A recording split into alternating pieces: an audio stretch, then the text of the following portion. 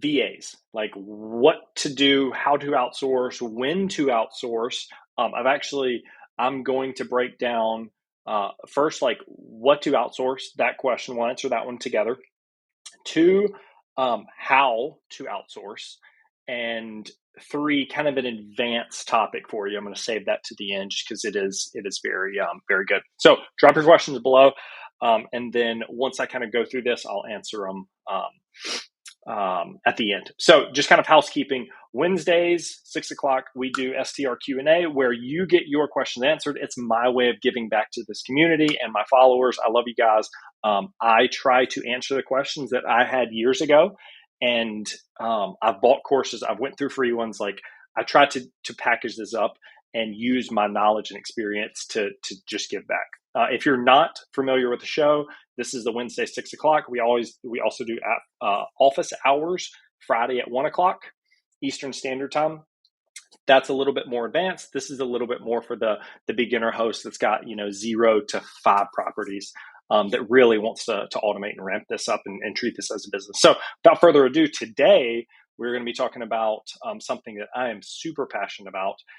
Virtual assistants. I love them. I use them in my business. I use them in my prior marketing business. We had, I don't know, probably 8 to 10 virtual assistants that was just dialing for dollars. It's a video for another day. But VAs have helped me kind of scale and grow my business and need to work less. I still work a ton, but I'm working on things that I want to work on. So, Louis, how's it going? Thanks for watching.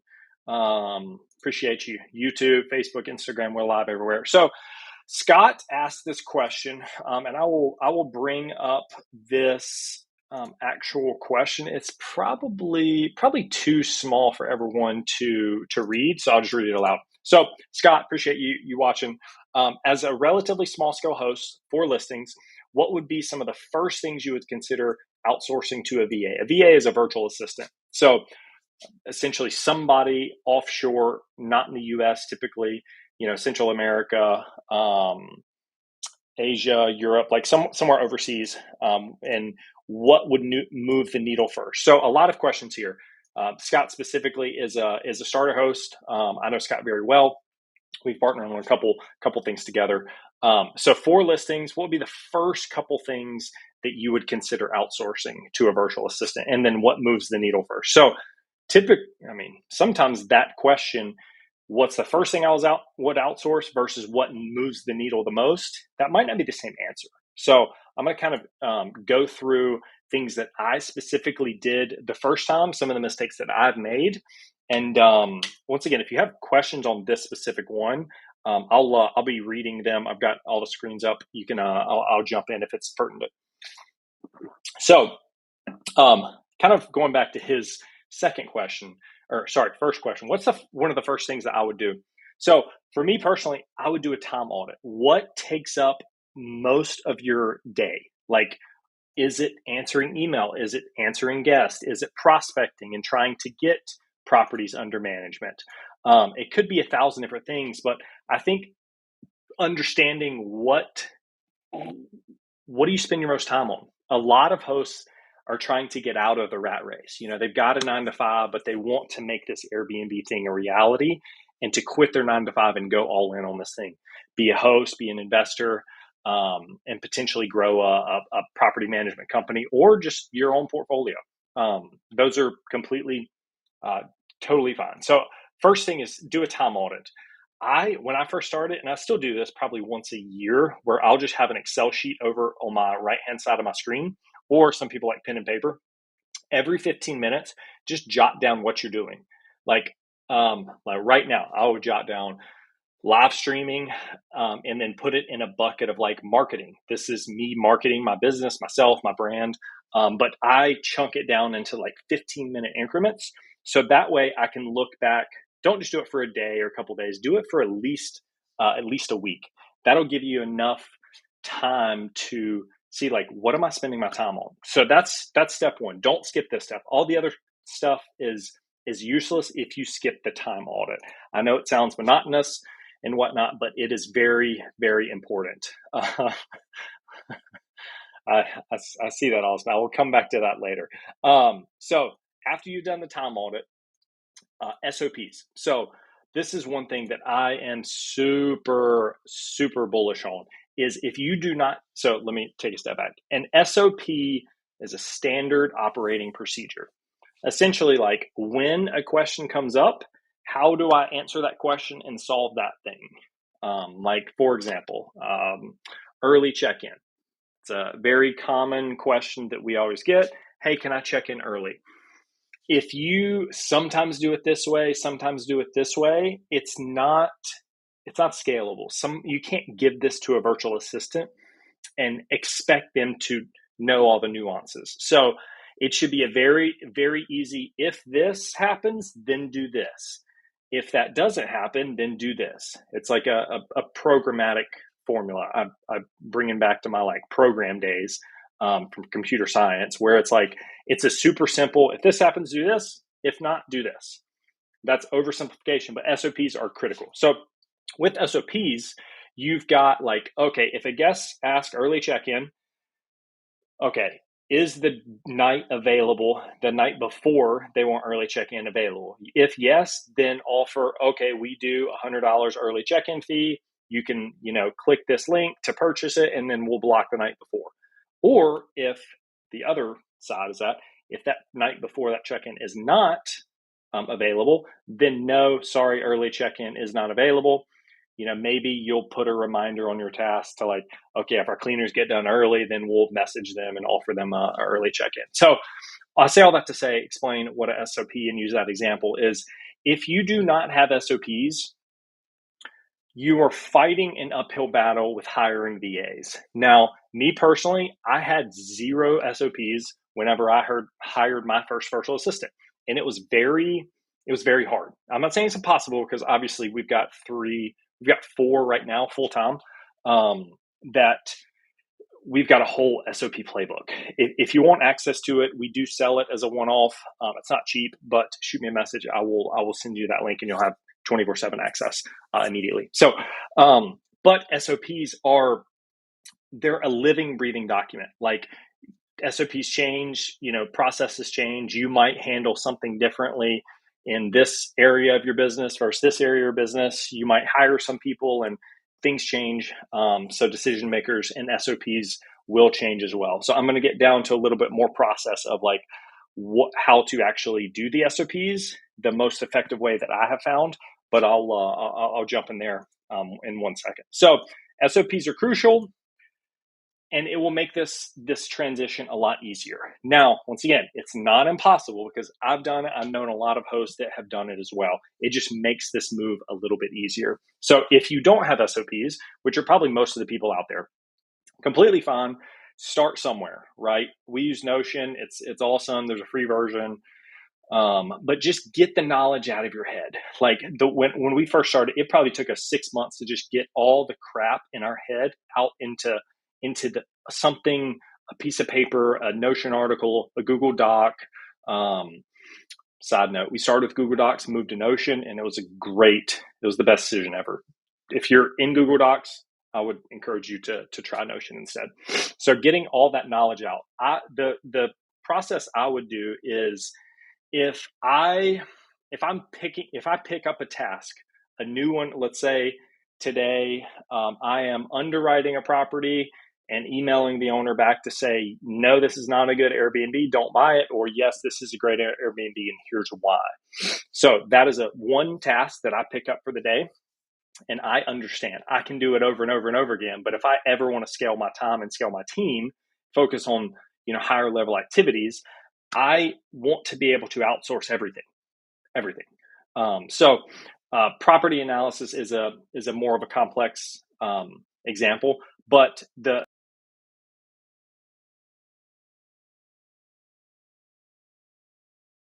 simplify it to a point where he can understand it, then you've just gained that time back. And every time that task comes up, you can outsource it and give it to a team member. There's a lot of things that I do now that I don't know how to do. Like one of our VAs asked about an alteration, and I was like, honestly, I don't remember how to do an alteration. It sounds bad, but I was like, refer to the SOP, because I haven't done an alteration in probably 2 years, maybe a year and a half. So I know that was very long-winded, but very, very important. Time audit one, understanding the SOPs are crucial to really do this. It's not a hard stop, but it will just kind of help. So the next question is like, for tasks specifically, states. Oh gosh, appreciate it, Brandon, Austin. I'll get back to your state comments in a second. So the task itself, specifically, this is what Scott was asking. Like, what are actually the tasks that you want to outsource, right? So what I did in the beginning was look at the task that I think I could get off of my plate. That was probably the first kind of aha moment. Like the simple tasks that, a 10-year-old could do, the simple, repeatable, like early check-ins, late checkouts, guest communicating, answer emails, doing some marketing material, creating graphics. Like you do a ton of things as a business owner, you wear a ton of hats. So it's just kind of, instead of picking it up and just running with it and doing it yourself, I will always pick up a task and be like, can I send someone a Notion article that answers this question? If I cannot do that, what I will do is I will take that question, I will start a new Notion article, answer that specific question, any like additional context in there. Then I will send that link to the person who asked that question and say, hey, here is an SOP that answers that specific question. If there's any gaps, let me know. I will add context to that SOP. Over time, it takes a long time to build, months and months and months, hours and hours. But once you do it, you should be able to answer all the questions with a link to a help article. Clients specifically, internal specifically, everybody. So kind of high level, here's the main task that I outsourced first and gave to my team. So guest communications, guest comms, this was probably the first thing that we did. And we knew nothing about SOPs whenever we did this. It was just like, hey, if a guest asks a question, ask me, and then I will help you create those SOPs. So guest communications, that's probably the first one. Kind of advanced mode. You could do like some AI. I just listened to a podcast about HostBuddy AI. No, this is not sponsored by them, but I haven't used it, but it seems like it's a pretty good product that will help specifically this point. And the other thing for me in my time audit was creating work orders. So when things break, like a guest says, hey, this door handle is loose, this fridge ice maker doesn't work, whatever, this door is sticking to this little hinge. So I will create work orders. And that was one of the second things that I would outsource. I'm like, okay, here's how to create a work order. Here's our Notion article for how to create work orders in Asana. Here's the button clicks, your screenshots, yada, yada, yada. And then I would give that to the team and handle. Same thing now. I haven't created a work order in a very long time. So those are the easy ones, right? Some of these other ones can get a little bit more complicated. It might be a little painful to think about, like reviews and disputes. I think this is another really big one because it's a very complex topic. You've got to like strategically think about when to review guests. Should you review them? Because, once you review them, they get an email saying like, hey, the host reviewed you, review them in return to reveal the review. So reviews, same thing. It's a process, it's a simple process. Once again, keep these things as simple as possible. And then I'll kind of go into like what actual steps to create these SOPs. Let's see. I use HostBuddy. Nice. Chelsea, appreciate you watching. I listened to Matt Cott. Actually, Austin is in here. I just listened to the AI with HostBuddy, Austin and Matt. Appreciate the rec there. So let's see, email. This is another, you can see some trends here. I'm experimenting with a lot of AI because I think it's going to be huge moving forward. Email. So I actually went on a demo today about outsourcing my inbox. I hate email. If anybody emails me, please Do not expect a response anytime soon because I'm terrible at it, and I don't want to be good at it.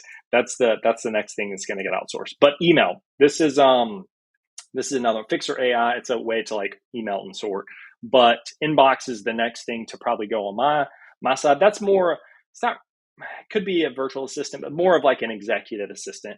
More of kind of it's typically a different person. It could be a Swiss Army knife with one person. But secondly, owner relations. This is another very, very good one that it might scare some people with outsourcing owner relations, because like relationships with your clients, because that's like typically somebody went with you and bought your stuff or partner with you for hosting or whatever it is because they like you, they trust you. So getting yourself out of that is very hard. There's still owners that contact me directly and I'm like, dude, we got a team of 7. Like, talk to maintenance, talk to our guest comms people, talk to our accounting person. Like, so kind of filtering and retraining everything is, it takes time. Once again, take some SOPs to kind of put that in place to remove yourself from that.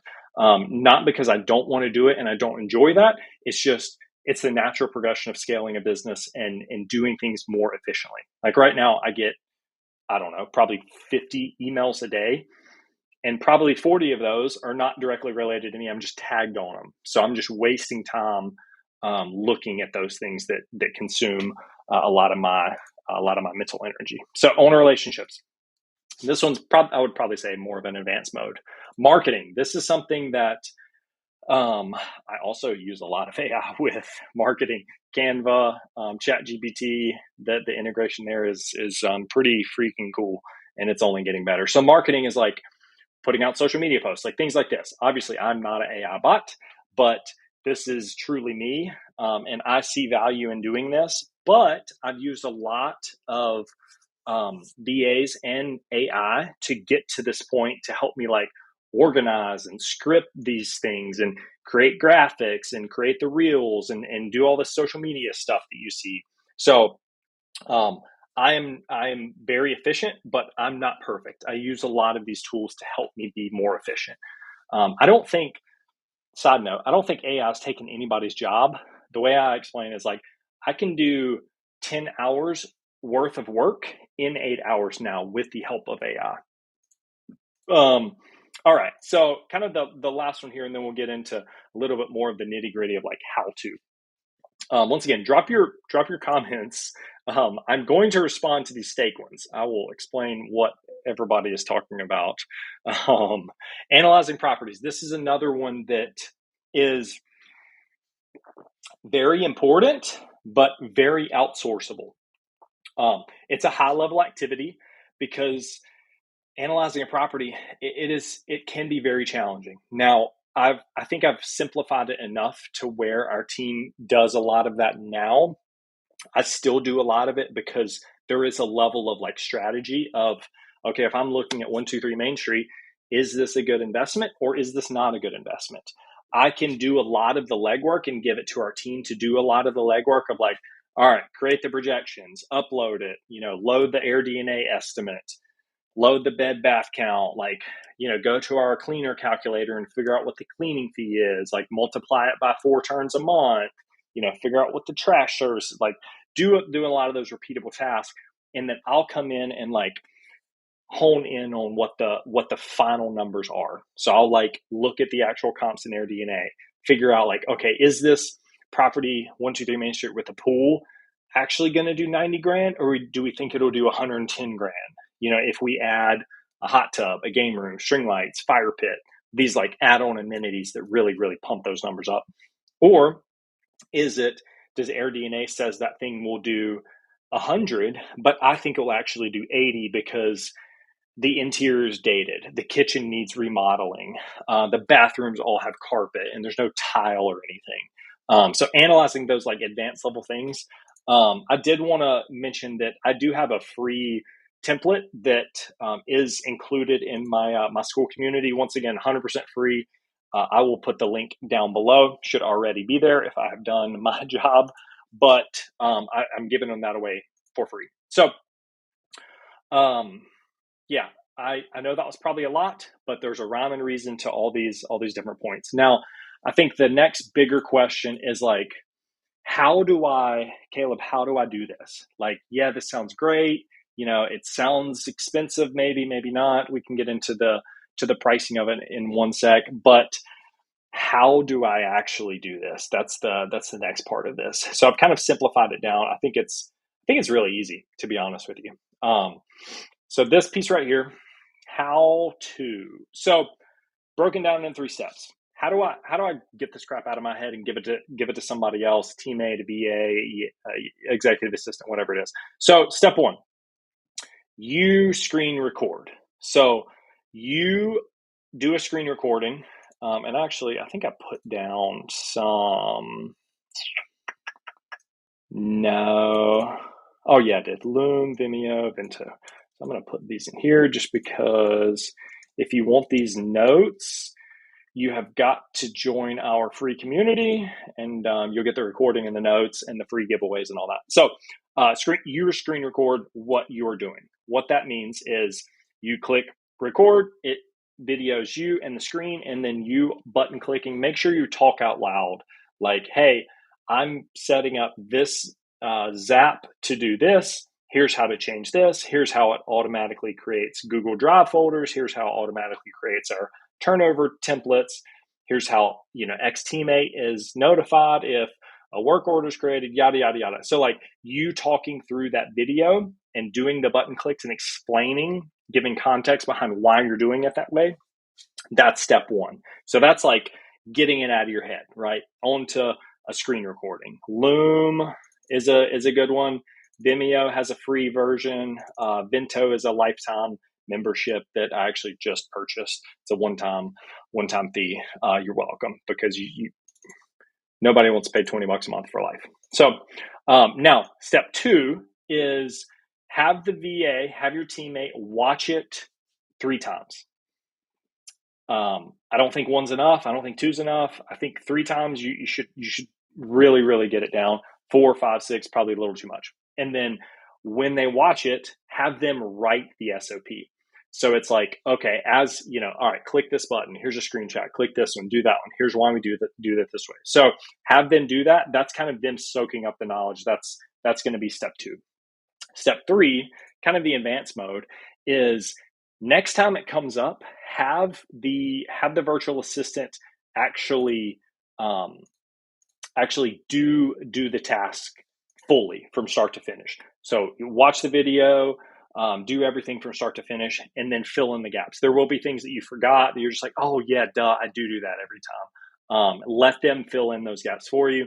And then the next step is we're to a point where our playbook is really built out. Like I create a lot of the SOPs, but even our team is updating SOPs as things change without even notifying me. Like they've got full autonomy to be like, actually, Guesty looks a little different here. I'm going to replace this old screenshot from 6 months ago with this new one. And the button clicks changed a little bit. So that's kind of how to get it out of your head and into a piece of software so someone else can consume and run with. So I kind of view it as like the hit by a bus trick, where if I get hit by a bus tomorrow, the show must go on. Like if stuff is only in my head and I can only do it, that's not a business. That's just a job, right? You never want to be in that spot. So getting it out of your head into somewhere public that other people have access to so they can execute the playbook, that's the next step. All right, questions on that, and I'm going to answer some of these comments here in one sec. So this one, Austin, I appreciate you jumping on. Take back the steak comment. So I posted maybe 2 hours ago before I went to the gym. I said, hot take, steak is overrated. I've had like some very, very expensive steaks. We just went to Florence and had Florentine steak, which is like, woo, nice. Overrated. It is overrated. So I do not take that back, Austin. If you ever make it to Charlotte and you want to cook me a steak, I will take you up on that. Brandon, let's see. Replying to Austin, here we go. it's worth the unfollowing after that comment. Stakes are superior. I knew that would kind of strike a nerve with people. Brandon, I appreciate you watching. Yeah, I feel like I've had sous vide, European, like, I don't know. I feel like it is overrated. Just me. All right, what else we got? Austin. Yeah, you guys are going back and forth. Uh some pretty thin ice. That's funny. Appreciate you guys for watching. And then Chelsea, I think that was the last comment. I used HostBuddy. Yes, that's awesome. So we got maybe 5-6 people here, it looks like, still watching. What questions do you have specifically for virtual assistants or even like STRs in general? And I'll answer them here. No, actually, you want to drop some steak questions? I'll entertain it.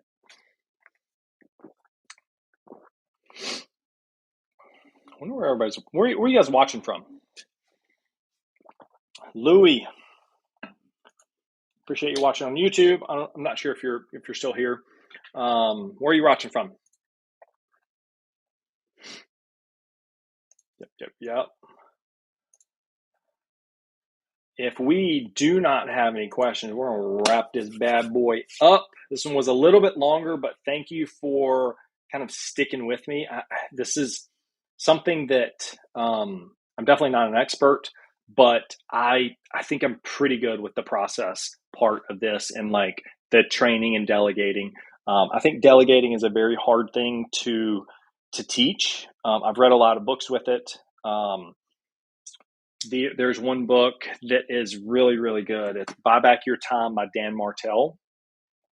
Let me actually buy back your time. I'll kind of share this one. It is really, really good book. This is what it looks like. It's little blue cover right here. Really, really good. But it's it kind of breaks your mind on like how to delegate and outsource and like what to delegate and outsource. That's a whole different topic. But that one is a really, really good one. Dan Martell. He's a good follow on social media too. All right. If no one has any questions, thank you guys for watching. Love you, and I will see you Friday.